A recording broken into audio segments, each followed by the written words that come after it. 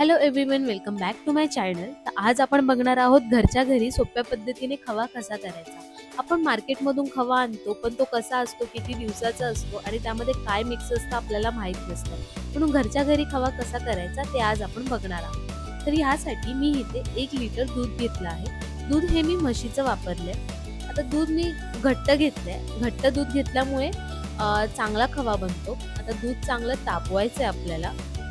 आता तुम्ही बघू शकता दुधाला उकळी यायला चालू झाली आहे। आता हे दूध आपल्याला उतू जाऊन न देण्यासाठी आपला जो चमचा आहे तो ह्या भांड्यामध्ये ठेवून द्यायचा, म्हणजे दूध बाहेर येत नाही, म्हणजे उतू जात नाही। तुम्ही बघू शकता दूध उतू जात नाहीये।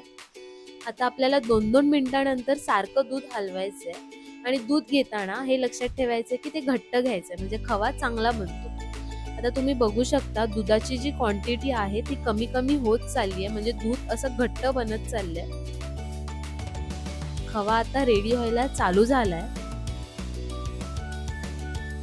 आता आपल्याला लक्षपूर्वक करायचं आणि सारखं आपल्याला हलवत राहायचं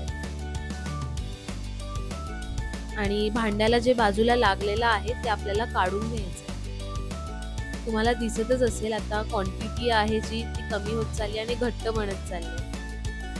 आता फक्त 3-4 मिनिटात खवा आपला रेडी असेल। आता हळूहळू खवा रेडी व्हायला चालू झालाय आणि मी घेतलेल्या 1 लिटर दुधापासून 200 ग्राम खवा तरी झाला आहे। आता तो तुम्हाला दिसताना थोडा लपलपीत दिसेल, पण थंड झाल्यानंतर तो घट्ट होणार आहे।